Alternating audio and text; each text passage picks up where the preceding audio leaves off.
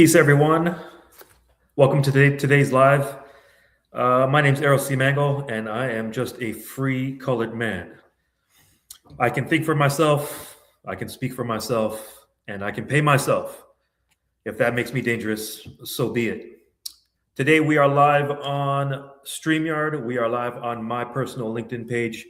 We are live on the Financial Juneteenth YouTube channel, and we are live on Dr. Boyce's X channel as well. So we welcome everyone across all four platforms. As you come in, let us know where you're from. Let us know where you're from. Let us know who we got. Let us know where we got. Let us know who we got. Let us know where we got.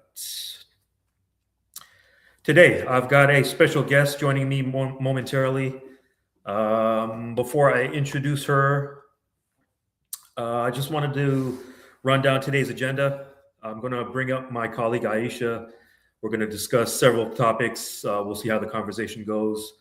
One of the things I wanted to ask her about was her background. So I'm going to give it just maybe 2 more minutes before I bring her on, and we will start the conversation. So welcome everyone to today's live. Today is the first day. I'm going to have an interview, so we'll see how it goes. Very interested in today's guest. Me and her have been colleagues for a couple of years. So we're going to get into all the details shortly. So looking forward to today's conversation. All right, let's see. Who do we have? Drop in the chat where you're checking in from. Drop in the chat where you are checking in from. All right, let's see here. All right, well, look, let's get right to it. As you guys come in, you guys can join in the conversation. If you guys have any comments or questions, drop them in the chat. I'll do my best to read the comments as we go along. But without further ado, let's bring Aisha to the stage. Aisha, Virzi, welcome. Thank you for joining me.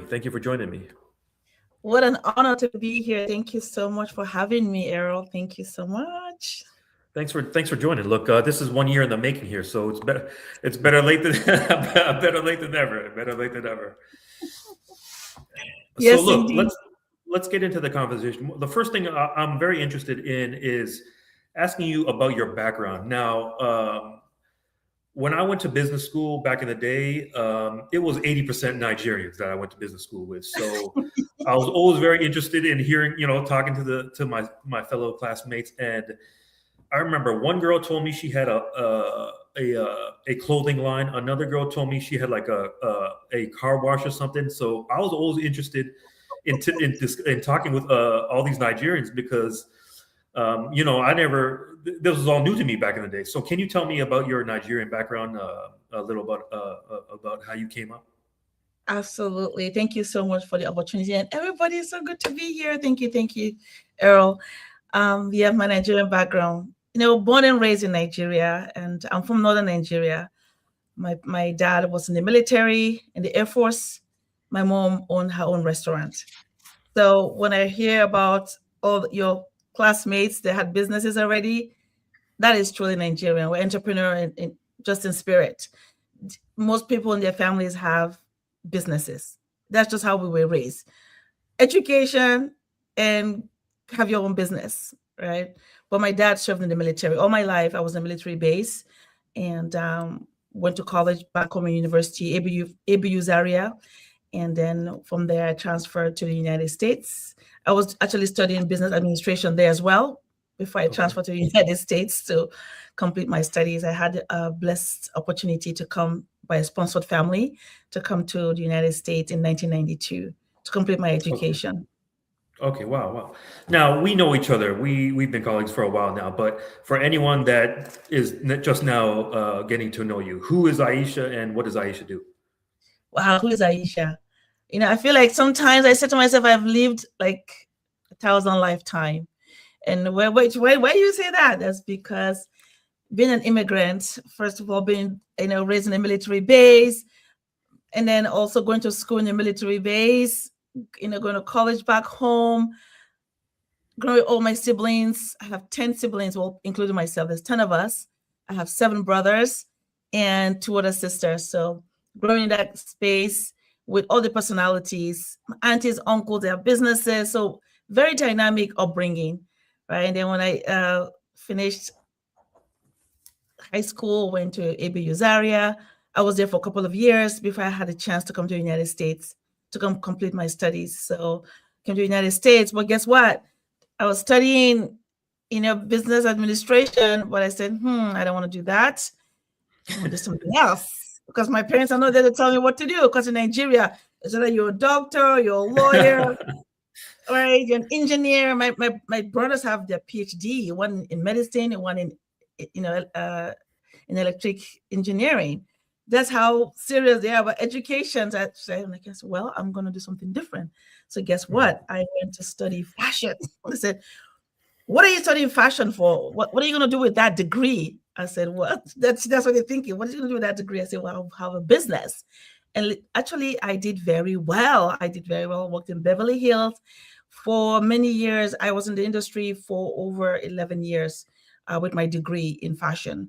And then after I had my kids, I said, I have to relaunch my career because I've been working in retail, corporate, have oversaw several stores and did very, very well. As a matter of fact, I was a model, store to emulate the industry. I just did well. I loved it. And when I had my kids, I said, I want to go back. Now that my kids are in school, I was a stay-at-home mom for a while.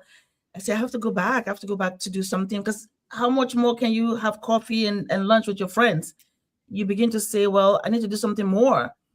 And then one of my friends that was a professional told me, say, you know what, Aisha, the way you are, you can do something, in the industry. I'm in the financial industry. You can be in a financial industry. I said, oh, really? That's interesting. I can relaunch my career. She said, absolutely. You just have to do more study and get back on track. I said, you got it. And I went to the office, met with all the, stakeholders there, got involved, and that's it. And now got my license in California, licensed in 28 states, helping families with insurance, retirement planning. Yeah, that's what I've been doing that now for over a decade. So. Okay. So I heard you mention that you are an immigrant. Now that resonates with me because I'm an immigrant too. So do you think that gave you a certain advantage growing up outside of the United States? I absolutely do, because I'm very resilient in a way where I'm resilient, but I'm not bitter. If something happens, I just roll it off my back because why? Back home, similar things are happening with people that look just like you and me. So I don't look at the color part of it, because growing up back home, the same issues, it's done by people that look like me. So I don't take it personal. As soon as I'm able to free myself, wherever room I go to, it doesn't matter to me what you think. I'm just there. I'm just being myself. So that to me is the advantage I think I have, because I don't have any baggage to worry about how somebody feels about me. And if they do feel a certain way about me, that's their problem. That's not my problem. Mm-hmm. So look, I think in my opinion, the resiliency is one key factor in business.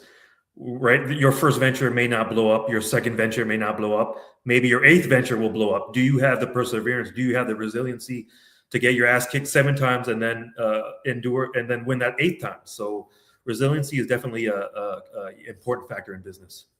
Yes, it is. And also, the grit, you have the grit knowing that if I set my mind to do something, I'm going to get it done. I keep my word. I may not get it the time that I thought is possible, but I stay the course and I keep my promise of myself. I will do this and I get it done. And I think, again, that strength comes as well from back home, growing up, seeing all our friends, all of us different nationalities in the military base, but going for what we believe and what we want to do and actually being successful at it. So you also already have that blueprint all around you. So you just believe that I just have to keep working hard, and eventually that I really want, even if I fail or I don't get it the time that I think I should get it, it will come to me if I just keep going and not give up. That grit and that resiliency and that persistence, and just keep going. Yeah, you're right. You're right. Now, I heard you mention California. So, did you move from Nigeria straight to California? And why? Yes, If so, why California? yes, I did. So when I got a chance to come to the United States, I was sponsored to come to the United States. We came straight to California. So I've been in California since 1992. Of course, I've gone to other states now to visit and train. When I was a manager, train other managers in different states. But I've always been in California. It wasn't my choice. I was young when we came. It was a family's choice that I came with. So Okay, got I've it. just always been here. Got it. Okay, so I've heard you mention a license. What kind of license do you have? Yes, I have what we call, so I have, my license has two parts. I have a life and health license. So I can help clients or families with life insurance policies, Okay. annuities, and also if they want something with long-term care or living benefits, I can help them with any of those. Okay, so if I wanted to get that license, is it a one time or do I have to renew this every 2 years or 3 years? It's every 2 years. That's a good Two question. years. So once you first establish your license, you have your license, and then the state requires you to do your CE courses every 2 years to make sure that you are on board and on par with what any changes in the code, the IRS code, or the state's requirement of the laws have changed. So every 2 years, you're required to renew your license. Okay, got it. So you have a license to sell life insurance, is that right? Life insurance, all forms of insurance that has to do with life insurance, Okay. and also annuities, which is the more of a fixed index annuities where you just, if you have money from inheritance or retirement money, we can help you set it up as well because the money is protected, is insured money. We can take care of that as Okay. well. Okay, so I've got a life insurance question for you. Can you tell us what the difference between whole term and IUL are? Absolutely. People always ask those questions, and most of the time, people are more privy to one kind of policy. I buy it and I die. That's all. That's the only thought they have in their mind when it comes to insurance policies. Well, mind you, whole life is the first insurance that was created, and this is almost two centuries now. Almost, not quite, but almost. It's the oldest form of insurance that was created.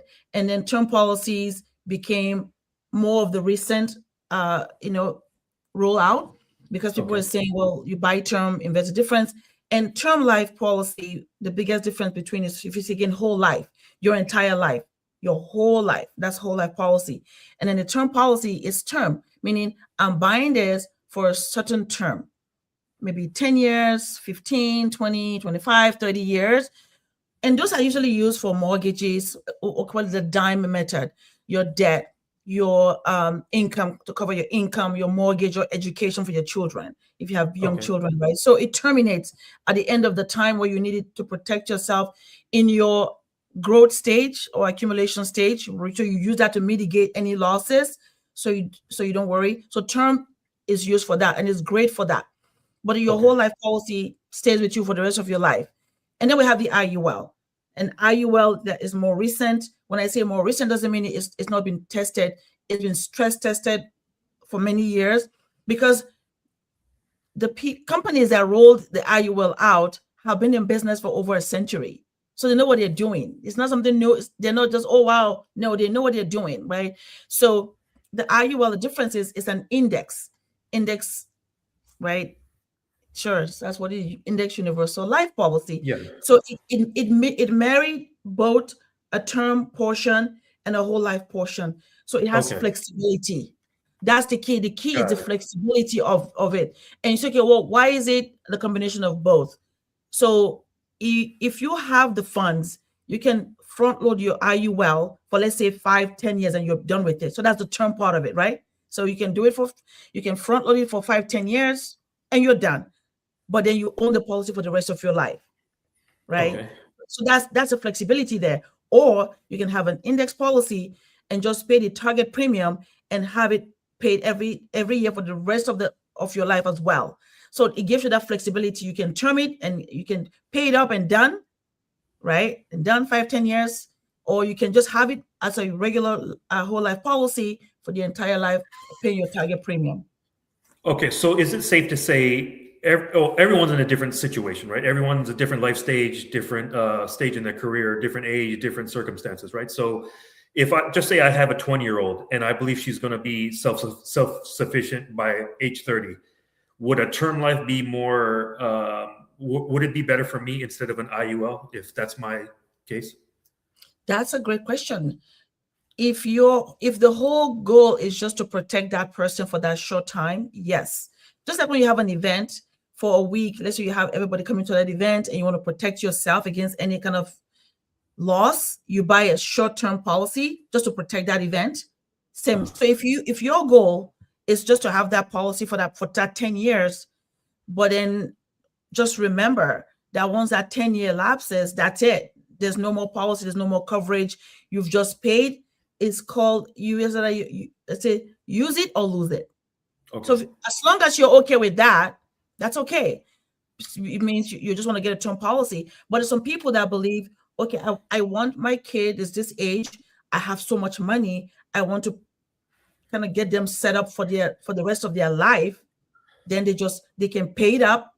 They'll get an IUL instead, get it paid up, and then they own it for the rest of their life. While a term policy, there's no cash value attached to it at all. So there's no cash value attached to a term policy, right? A term policy, no. Value. But there is with the whole and the IUL. That's correct. Okay, that's the beauty of that. That the whole life the premium may be a little bit more, for sure. But remember, you're also getting it on the back end. So it's like you wait. Okay, right. So is it safe to say that no one policy is good for everyone? You have to identify the situation you're in and then pick the according policy. Errol, that's a great point you just brought up. And that is why I absolutely love what I do. For me, what I do is a crusade. It's a vocation. I am not captive to any company. I am captive to my client.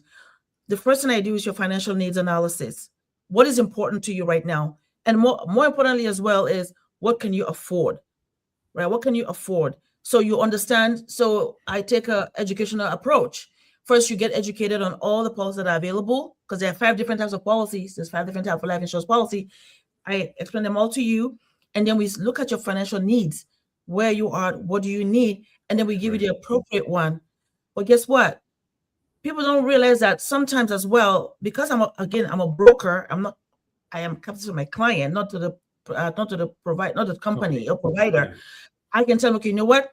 Let's begin with a term policy because maybe your funds are tight. But then 2, 3, 4 years down the line, we can do what we call a conversion. But if you don't do a conversion, you only have a term policy. That's perfectly fine as well. The only difference is when it terminates, that's it. You have to start over again. You're always restarting, and your premium will change when you restart. Got it. Okay, so you can convert from one to another as long as you're before. If I have a term, I can convert to another one before the end of the period. Okay. But let me also make sure I clarify that really well. For conversion to occur, the provider that you chose has to also have the opportunity to have maybe whole life and index policies as well. If it's a company that only does term policy, then there's nowhere to go. That's all they give you, only term policy. Some companies only do term, and unfortunately, they will now badmouth IUL or whole life because that's all they have. While for us, my job is to educate my client on what the benefits of each policies are, so they can now make a better informed decision with my guidance as an expert in this space. Because really there's no one size fits all. And that is actually the key right there, knowing that there's no one size fits all. But also knowing that you can really fine tune your policy so that it will really benefit you. Okay, that's what I was trying to get at. Okay, so look, we got some people in the chat. If you have a question on life insurance, drop them in the chat. If you have a question on life insurance, drop it in the chat. Okay, so let me ask you about this. Kind of getting back to your company as you were coming up. Did you have any mentors that helped you along the way in any respect? Oh, absolutely. I still do. I still have mentors. I believe that the the shortest distance for you to get to where you want to go to is have a mentor. That's a shortcut to any kind of thing you want to do, and be willing to be coachable, teachable, right? Because if you don't want to be coachable or teachable, you're going to have a hard time, because that person has been in the business for a long time, and they have, all their success is there for you to see. They have all this that they've accomplished. So the fact that they can work with you because they've already accomplished what you want to accomplish, it's easier for them to, guide you, so that way you can avoid those blocks on the way. So yes, I still have my mentor from the beginning till today. We still, if I have a tough case, I get on the phone and give him a call, say, hey, I have this tough case, I need your help. Right. So yeah. Mentors are so important. I had several mentors as I came up. I had a mentor when I was in business school. I had several mentors in real estate. I had a mentor in business. I had mentors in the options market. Absolutely. So the mentors that I had definitely shortened my learning curve, right? I could have got to the same desired outcome, but it would have taken me years longer. So definitely my mentors helped me get to my desired outcome much faster. Yeah, mentors really help you, avoid all those pitfalls, unnecessary pitfalls. And so there's no glory in falling just because you don't need a mentor. There's none. Find somebody that's done what you want to do, attach yourself to them, and value their time and learn from them, so you can grow faster and avoid all the unnecessary pitfalls in business. That's right. Okay, so now you were in life insurance. Are you involved in any other business? What are some other business ventures that you're involved in?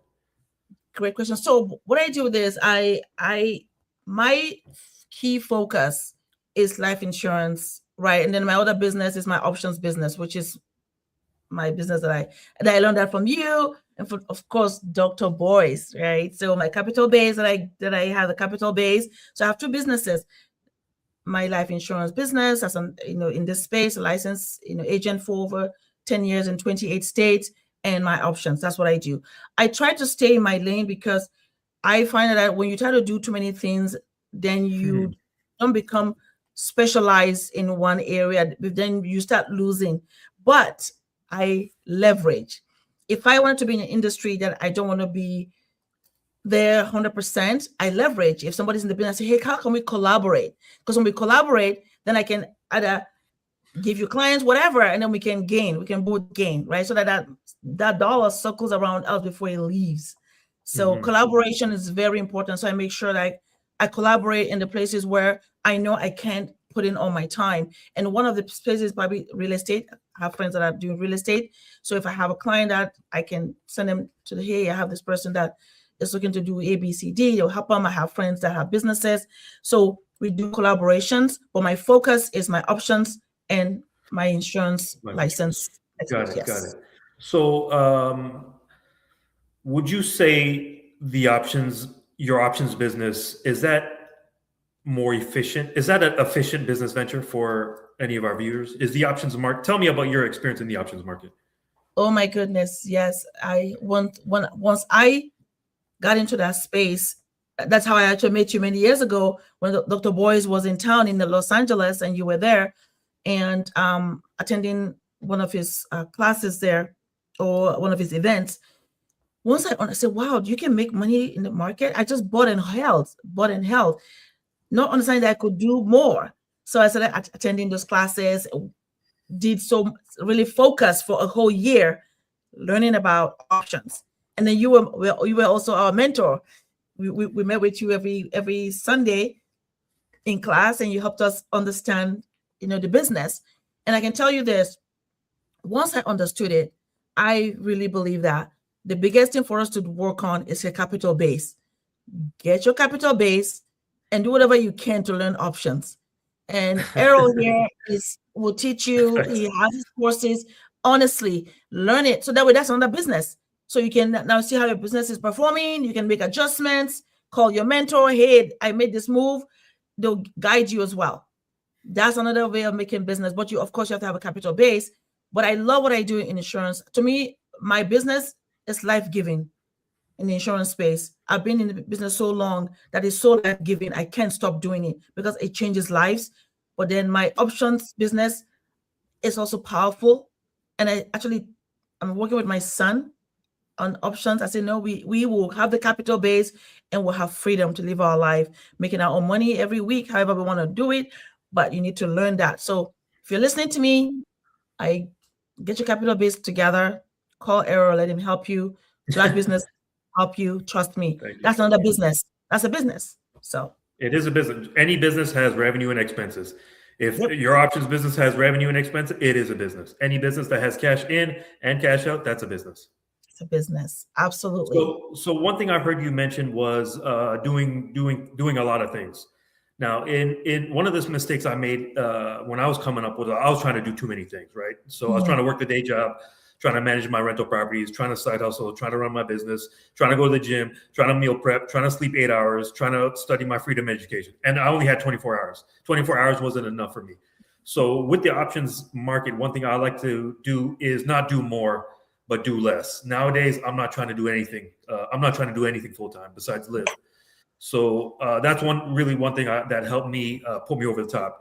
I'm not trying to do more. I'm trying to do less than nothing.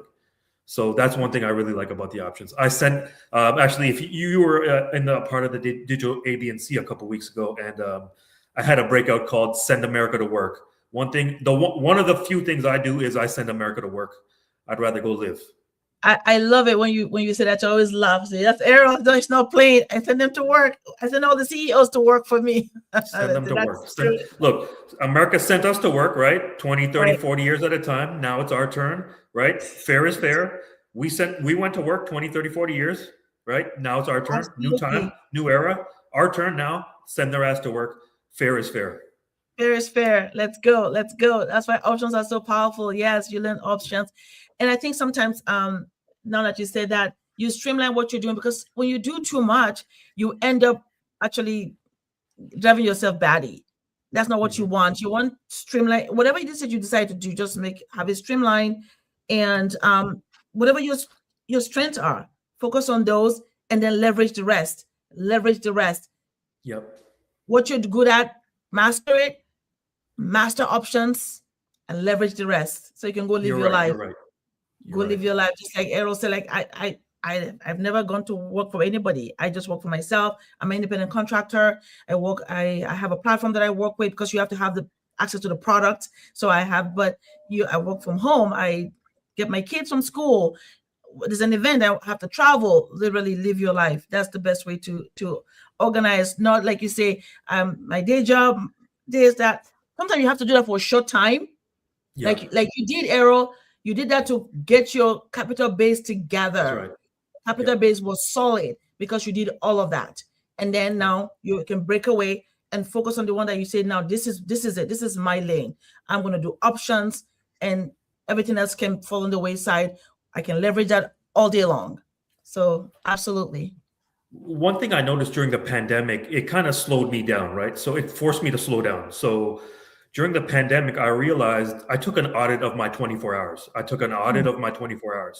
And I noticed I would spend 1 hour a week going grocery shopping, driving there, walking up and down the aisles, standing in the line, and driving back. That's 1 hour a week, 4 hours a month, right? If my math be mathed, 1 hour a week, 4 hours a month. And what the pandemic made me do was realize, if I reallocated those 4 hours and double down on what I'm really good at, it doesn't make sense for me to spend 4 hours a month grocery shopping when I can press a few buttons on this laptop or the phone, let Amazon go do that, go handle that 4 hours, eliminate the 4 hours for me, free up my 4 hours, reallocate that, double, triple, quadruple down on what I'm good at, and make an extra 10, 20, 30,000 in that same 4 hours. So true. It's crazy. And sometimes it's like unfathomable. Like, oh my God, that's not real. Is that true? But it is real. It is true. And I think the COVID really did reshape a lot of things for a lot of us, realizing how much time we're wasting doing nothing, right? Or wasting our time here and there and not getting anywhere. So now we can actually streamline and do things where we shorten the time. We say the 3 hour work week, so we can have our family time together.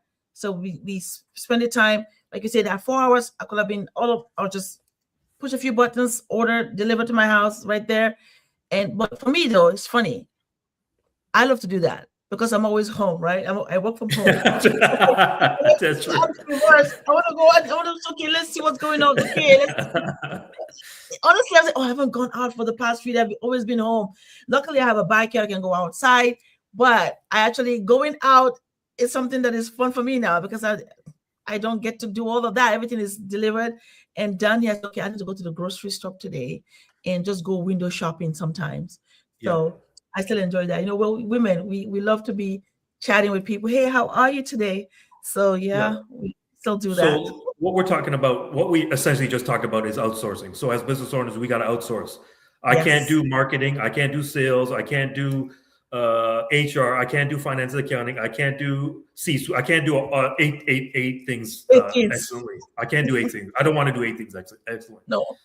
So another thing I realized is that same thing kind of with the grocery shopping during the COVID. I came to the realization I could spend 2 hours every week or an hour every week cleaning my house, or I could reallocate that same hour and triple down what I'm good at, make an extra $10,000, pay the cleaning lady $200 or whatever, and we all can win. I can get back my time, and I can cash flow. She can cash flow. All of us can win. Absolutely, that's so true. Wow, I love that. You know, instead of me doing all of that, I will just double down on what I'm good at, make that extra income, so that when they deliver to me, I can pay them for the fee and also give them a tip. And that's so true. So then you're really giving back as well, and they are having the life that they want because they're working, and you're able to provide that for them while you're now focusing on what is important to you and not being out there trying to do that yourself. Trying to do 30 things. I'm trying to do 30 things. No, I don't want to do 30 things. I don't want to do one thing, to be honest with you. Yeah, absolutely. Right. And just enjoy your life. Look, so actually COVID was great in that sense. It kind of made me slow down and take an audit of everything I'm doing that doesn't align with my purpose. I'm going to outsource. Everything that I'm not good at, everything that doesn't align with me, I'm calling up the person, whoever's good at that, I'm outsourcing that. And they are very happy to do it because they're happy to do it. Exactly, because that is their gift. So you actually blessing them and not making yourself miserable trying to do everything all by yourself. And get burnt out and wonder why I'm burnt out every day. I know, and then getting upset because we're all burnt out. Yeah, no more. No, we're doing less. We're doing less. We're not doing more. So learn options, guys. That's a business. It is a business, honestly. When you do options, it is a business. And so you have your own business. You need to have your capital to start it, but it is worth it. So if you have to hunker down and get some capital base going, do it, and then boom, pivot, and just pivot after that. Yeah. You might have heard me mention this. I'm always going to mention this. As a business owner, we must like ventures that are both efficient and profitable. So we like ventures with high profit margin. We like ventures that are efficient and profitable, not just efficient, not just profitable, but both at the same time. At the same time, absolutely. And for when you said that concerning business specifically, that is so important. And in my industry where I'm in, also more importantly, in my broker dealer where I'm a part of, we really believe that if you are going to do all this work and not have a good life, what is the whole point? Like, really, what's the whole point? Where you go in, clock out, in traffic for hours and hours, doing something for somebody else. I just can't even think that any longer. It's amazing. But I was just thinking, in ours, we talk about our faith, our family, and our finances, and our fitness, and our fun time, and then fulfillment.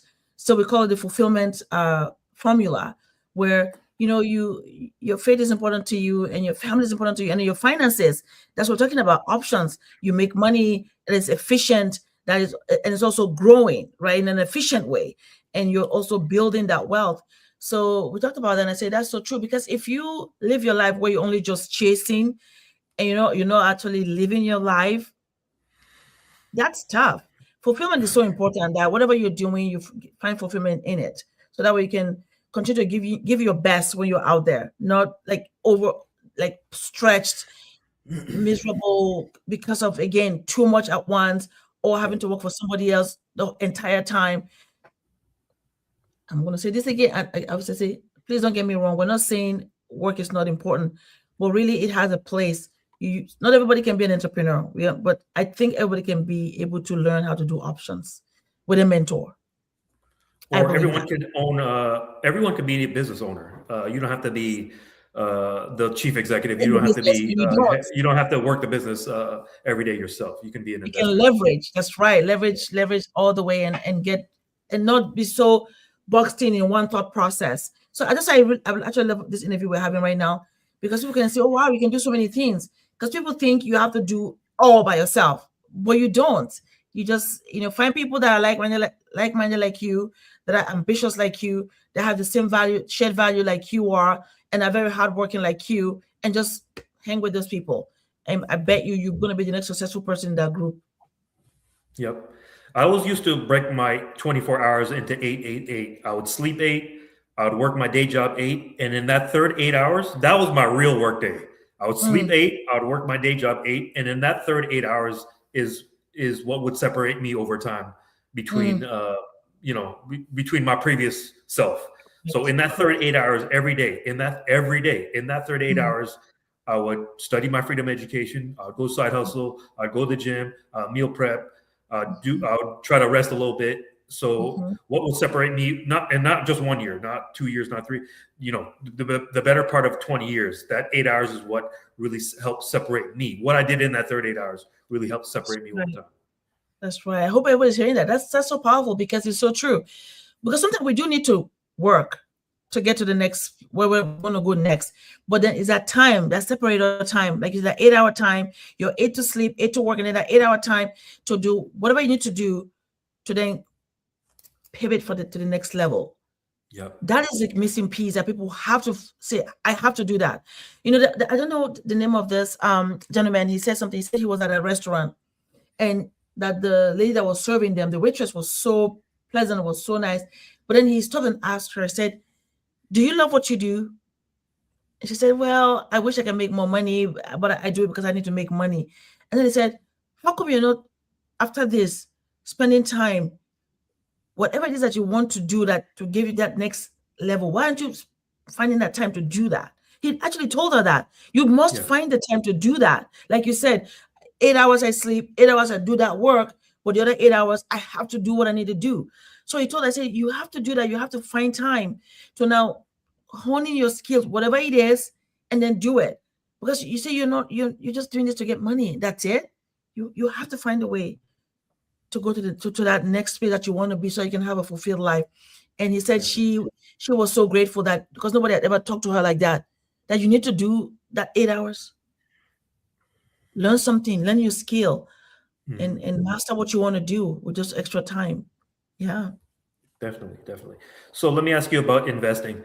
We touched on some options, but if you had to pick one investment, what was over the years? What was your one best investment? It could be anything. What was your one best investment? Well, I think my one best investment is in my family. If we're talking about financially, it would be starting my own business, right, and learning options for sure. But the one best one for me now is my son.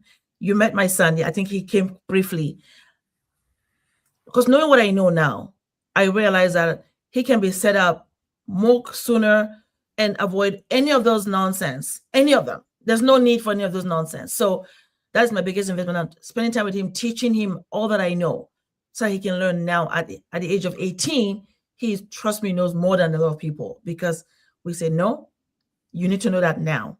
So I think for me, in my heart, apart from money, make money, that is my investment right now in him because he's my only son. And I feel if I pour that into him and he can go and take off. And when you give somebody that, really, that's setting them free. So that's to me, apart from my business and options. Okay, so and you said he was 18, is that right? He's 18 right now. 18 right now. Okay, so I might have mentioned this to you offline once or twice, but I suggest this to any teenager or any young person, or actually anyone, and not just young people. But if I see your son in person, or if meet him online, I'm gonna say, young man, you need to go to business school. You need to go to business school. That's, Here's that's why. Here's why I say this. You might have heard me say business is the most important field, but here's why I believe business is the most important field. if you don't study business, you're going to end up studying business anyway. So why not just And save the time? Why not just save the time? Errol, that's what So he's doing. His first degree is in send him to business. business school. Send him to business Absolutely, school. that's what he's doing Send him right to now. Well, the best business Good school for in him. California. That's where he's at right now. That's where he's studying. Good. Everyone needs to go to business school. 18, 118, 200, whatever age you are, we need to be business. Agreed. Absolutely. Yep. Okay. So tell us, you do some business with the Black Business School, right? Tell us about all your ventures with the Black Business School. So my venture, shout out to Dr. Boyce, just incredible, just giving us a platform to do what we need to do. And I'm just so grateful for him, because he's the one that brought me in. And of course, it took some time. You have to be vetted. You can't just be anybody, right? So Right. I am on there as an insurance expert. That's exactly what I'm there, because he and I have talked about insurance extensively. So he understands my passion for insurance, and he understands that I really care about people. And then I've studied it inside and out so much that he said, you know what, then you absolutely. So I am actually one of the experts there as an insurance go-to person. If you have a question about insurance, you want to know more, or you want to have yours reviewed, or you want to book a time to talk to me, absolutely. The Black Business School, I'm there. Just look for my name, you'll find me there.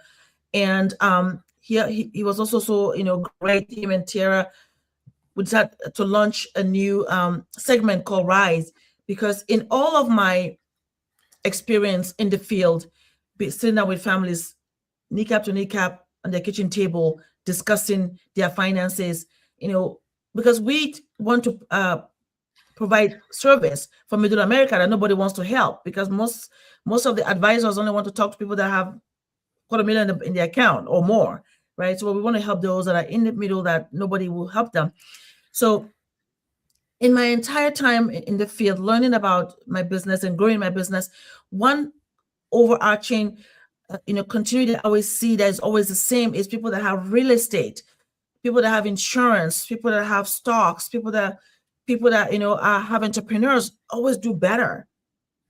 So I came up with the term RISE. So RISE is an acronym talking about, say, do you have your real estate, whatever kind of real estate you want to, whatever it is, real estate.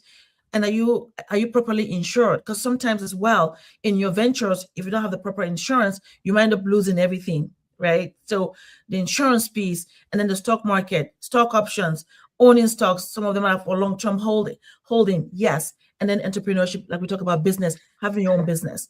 Those overarching people that we meet, those that have all of those usually are rising, while those that are suffering in one way, always suffering, always trying to make it. So we try to say, if you are lacking in one aspect, get the expert, go to the Black Business School, let them help you so you can be on track, because you can do it. And so that's the part that we do every Thursdays. Thursdays. Maybe twice a week, twice a month on Thursdays. Yes, twice a month. The RISE event is there to talk about really all things insurance and real estate, just to help us understand even more and more how we can rise as a community. Because people that look like us, they keep telling us that we're behind. Well, why we're behind is because we're not learning. So we have to make the time to learn, and not just learn, also implement, right? So you have an expert here, that's expert in options, and you're also in the Black Business School, and you're an expert in this space. So we have to make that time and sacrifice to learn these things, but understanding that you have to put in the work. Like you said, that 8 hours, you have to put in the work. They say there is no substitute for that. And then you have your capital base, then you're free to do whatever you want. So you might have heard about the 10,000 hour rule. If you want to become an expert in any field, you have to put in 10,000 hours.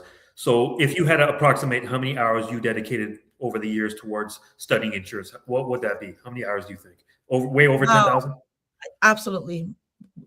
In my first career, being in the retail business and a manager in the industry, I can tell you, if today I am not doing what I'm doing in the insurance industry, I can run a multi-million-dollar store like that because of the 10,000 hour that I've done it. Okay. Actually, I did like more than 10,000 hours in that, because I was there for 11 years, right? And then now in my industry too, every day, in and out, studying the material, understanding the material, and back and forth, looking at all the contracts, understanding all the contracts, right?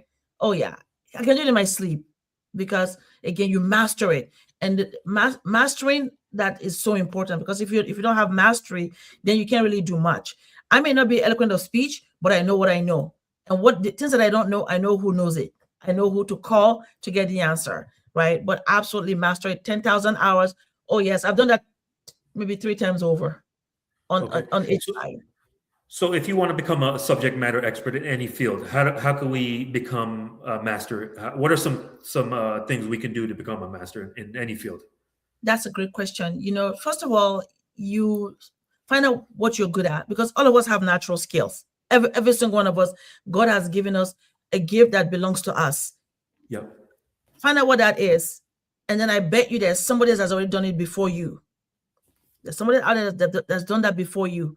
Find that person, befriend them, tell them, you know what, I appreciate you. Can I study under your leadership or mentorship? Whatever, Okay. leadership, mentorship. Can I study under you? And then literally allow them to pour into you what they've done. Right? You already have that natural gift anyway, so you're going to absorb it faster because you're interested, you want it. And then when you are out there in the field, just repeat that over and over again, because a lot of things, nothing is new on earth, nothing is new. But the thing is, we all have different interests, right? So then you spend that time day in, day out, whatever it is, with your mentor, by yourself, as your mentor gives you, so this is what you should do. You take it, study it, and then add your own on it as well, right? And just repeat, study back and forth over and over again. That's how you master something. And there's no substitute for that. You have to spend the time and devote the time.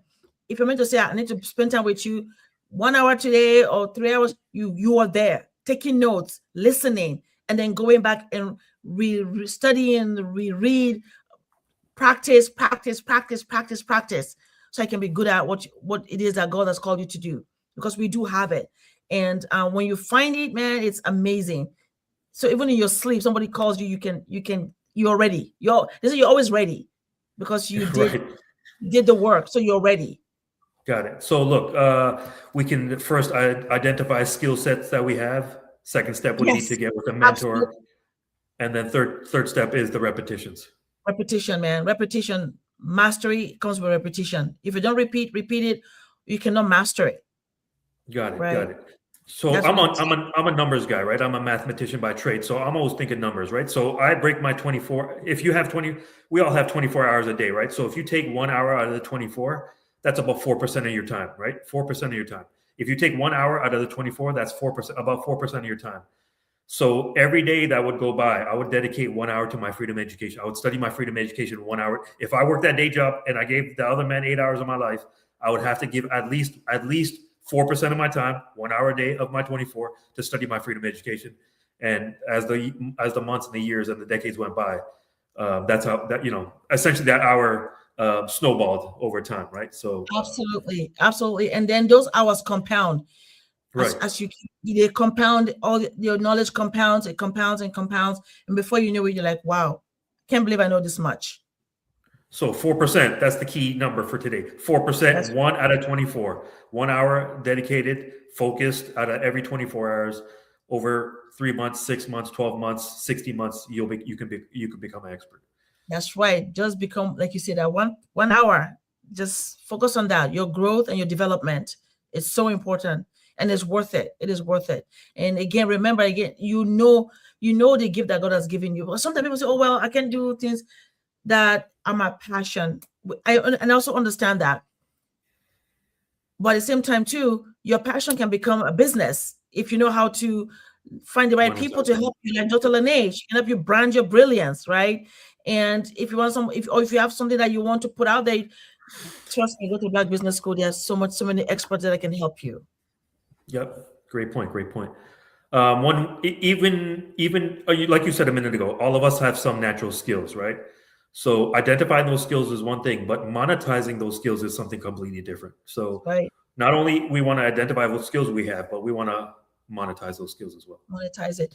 And again, I think that's why I mentioned Dr. Lene, because we talked about that. in the show how people, you have this idea, it's a gift that God has given you, but you have to also have the right people to help you market it, to help you roll it out, because you may be good at that skill, but somebody else sees your blind side that you don't see, so that they can help you monetize it properly, so you can really get the gains of that gift that God has given you. You have to have the right people to help you with that.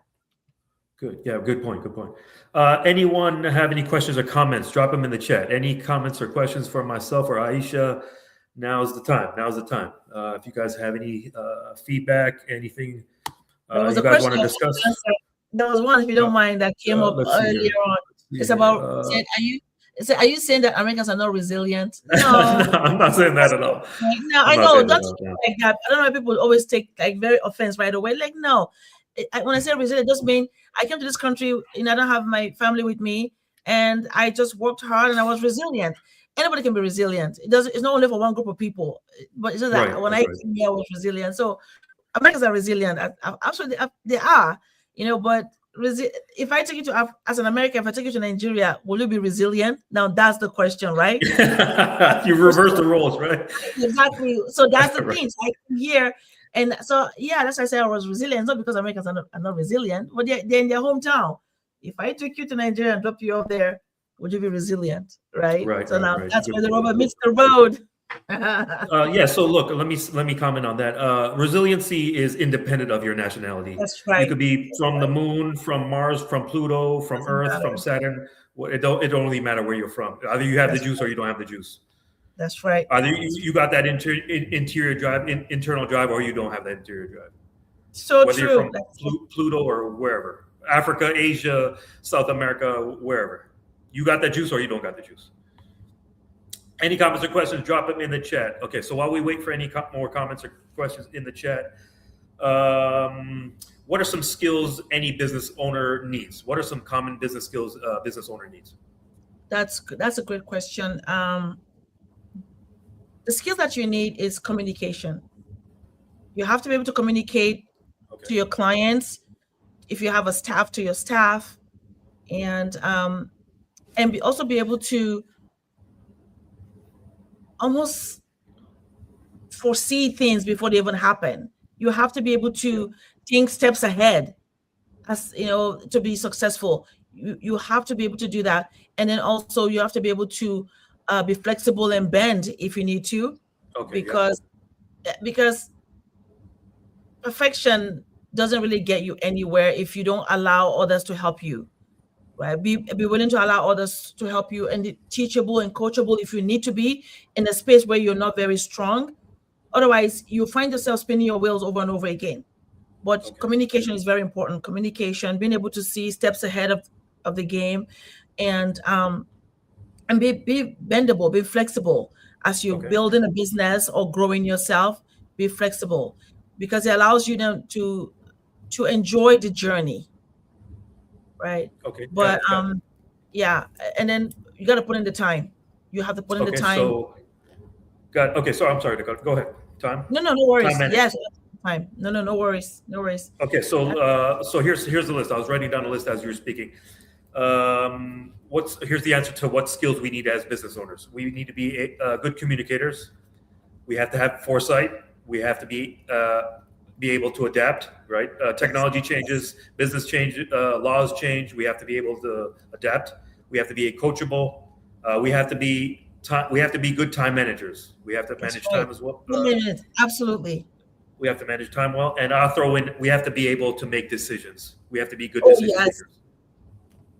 You have to make decisions. Otherwise, your foresight doesn't mean anything. Because you have that foresight, so you can make decisions. Okay, I can step ahead, so I can make decisions based on what I am envisioning happening, because I'm ahead of the game, right? So you can make those decisions quick, snap. I'll tell you a story. When I was in retail many years ago, and those in corporate, you might be a manager. They'll send you stuff for you to take care of, and you're here taking care of whatever they ask you to take care of. But because in my thought process, I went to school for this. While I'm in the field, which is in the store, I know I can think ahead of time what my clients prefer. So I make my own decision. Even though corporate sends me a list, I literally don't. I know. I say, my client wants this because of my communication with my client, and also knowing that that doesn't work here. You may give me this list from corporate over there, but over here it doesn't work. So I'm able to make a decision. That's why I don't want to toot my horn. It's been many, many years.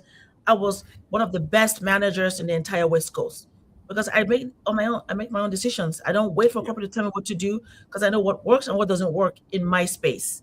got it. So absolutely, that's a key point. The Big local decision. decision making makes me think of McDonald's. When I was in business school, we would study companies like McDonald's. They have one model in India, they have one model in Russia, they have one model in the United States, they have one model in Germany. Singapore, they Yep. have one model. Right? You can't have the same model. Right? People don't eat certain foods in certain part of the country. You can't serve. Right? So the local decision making is what I was thinking about when you were saying that. Absolutely, absolutely. Because corporate doesn't know what's happening in your market, but you do.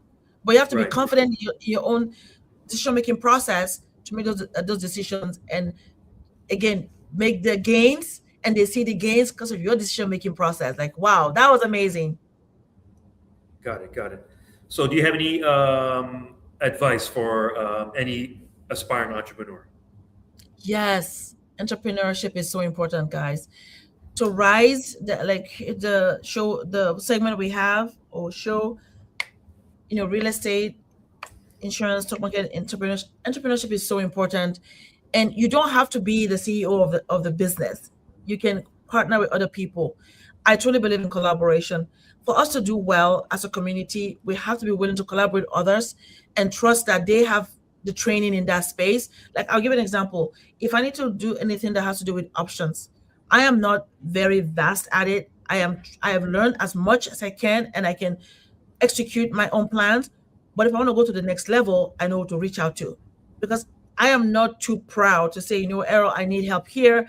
Give me some tips, because I understand he's an expert in that space. I can talk to him, and then I can trust his judgment and his advice, right? So my advice is really find a way to leverage with other people, collaborate with them, and trust the process that they're telling you, right? Because sometimes we waste time. We think, oh, he told me, but I'm going to go I'm going to go double check.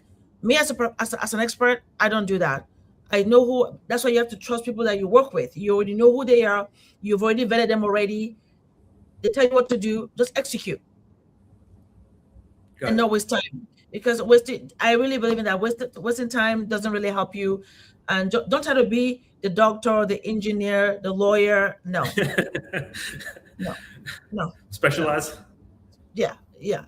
Just stay in one space. That's my advice. Stay in your lane, and again have your own business.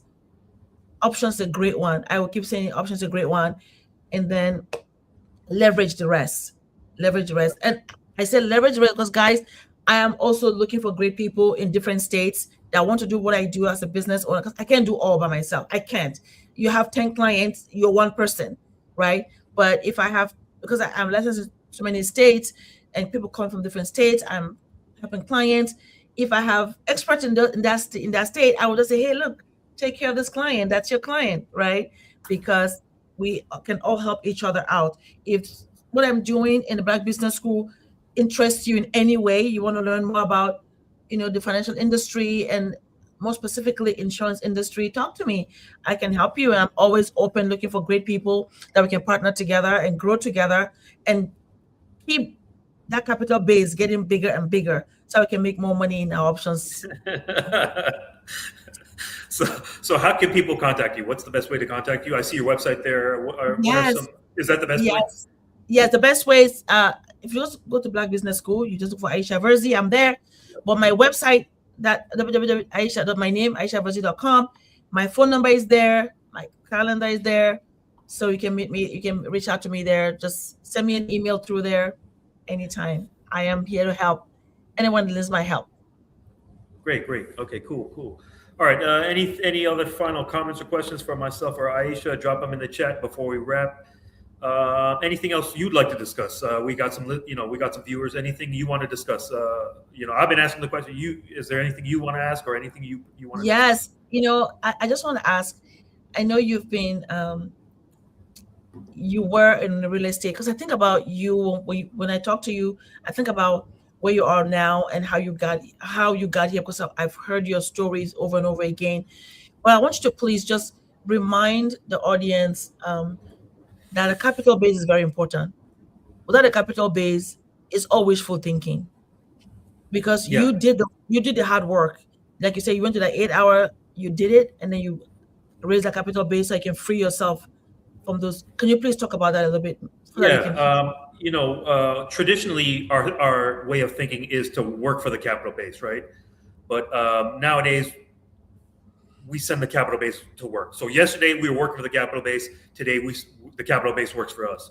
So you heard Dr. Boyce say on many occasions that we're in the new economy. As of March 2020, we're in the new economy. Okay, right? So in the new economy, it doesn't matter what school you went to, doesn't matter what degree you doesn't matter what degree you don't have.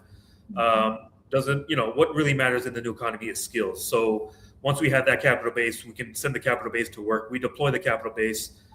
Just like yesterday, we worked for the capital base. Today, the capital base will work for us. So just like in real estate. Okay, so real estate, you close on the property, that's one thing. Managing the property is a completely different skill set, right? Closing on the property is one thing. Managing the property is something completely different. So same thing in the options market. Opening the trade is one thing. Managing the trade is something completely different. So those are two different skills. So nowadays, if you have the right capital base, send it to work. The last couple months I've been saying send America to work. So recruit Jensen Wang to go to work, recruit Mark Zuckerberg to go to work, recruit Alex Karp to go to work, recruit Andy Jassy to go to work, recruit America's top executives to go to work.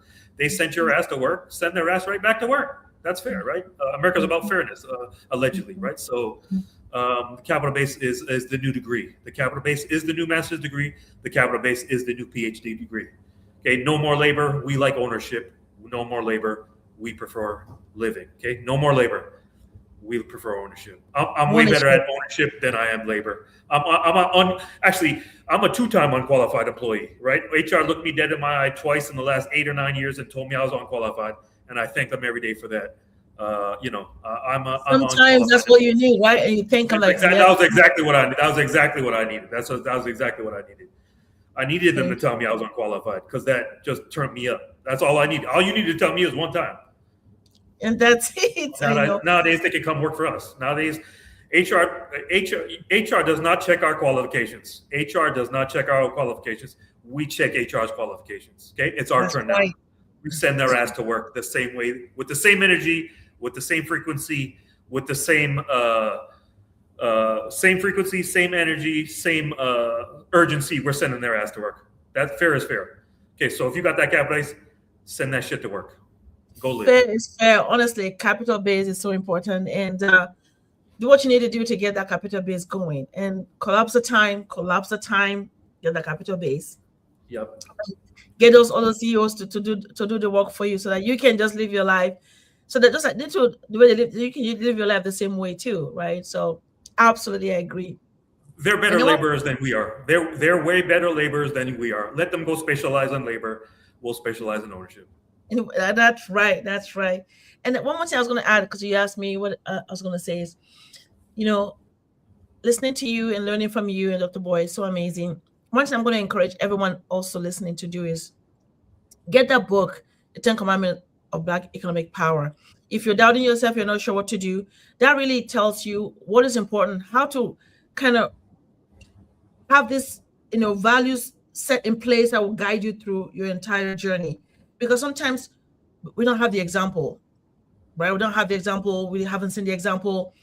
But that book is a good book to have in your shelf space. So when you study that as a family or on your own, master it, read it over and over again. So that way you say, wow, am I on the right track or not? Because it's very easy if you don't have a capital base to get lost in the shuffle of, again, going back to labor. That's easy to fall back into labor because you haven't done the work. You haven't spent the time to read, to master what you need to master, and then find a mentor and get going so that you can get that capital base to work for you. Right? So I'm going to advise that. Get that book. It's so powerful. I actually did a 10-week course on 10 Commandments of Black Economic Power when Dr. Boyce was in LA, and we got the book. So please, please, please get that book. Is important.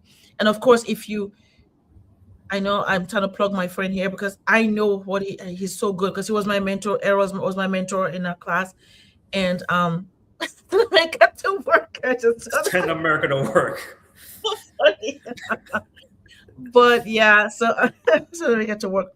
But Errol is so knowledgeable about the options market, and the more I learn from him, the more I say, "Wow, this is so great." So please, as well, he is on the Black Business School. Get his courses. Find get his time. Let him be your mentor, so you can learn about how you can pivot when the time is right. You can pivot and again send America to work because you have the capital. So capitalist country will send them to work. And the is laughing. That's funny. Love it. All right. Any parting comments, Aisha, before we wrap? Parting comments. So grateful to be here. Thank you so much. And what a blessing to have this time for us to chat. I really appreciate you. And hopefully we can do this more often. And if you guys really need any help, know that we at the Black Business School got your back. And myself, Errol, Dr. Boris, we have the platform for you where we really believe that there will be no more excuses. So we get everything together. We send America to work. Anyone watching or anyone that will watch in the future, the replay, if you got some motion, if you're a subject matter expert, we want to hear from you. If you put in 10,000 hours, if you put in 15,000 hours, if you put in 20,000 hours, if you are an SME, we want to hear from you. We want to feature you. Hit us up. Maybe you can be on the channel. So it's a wrap from my end. Thank you for joining, Aisha. It's great to be in your network. It's a great for you to be my colleague. We're going to keep in touch. I might be in California. So if I come out to California, I'm gonna hit you up. You got it. You got it. Thank you so much, everyone. And Errol, I appreciate you. Send America to work. Peace, everyone. Peace out. Thanks, Aisha. Peace. Thank you.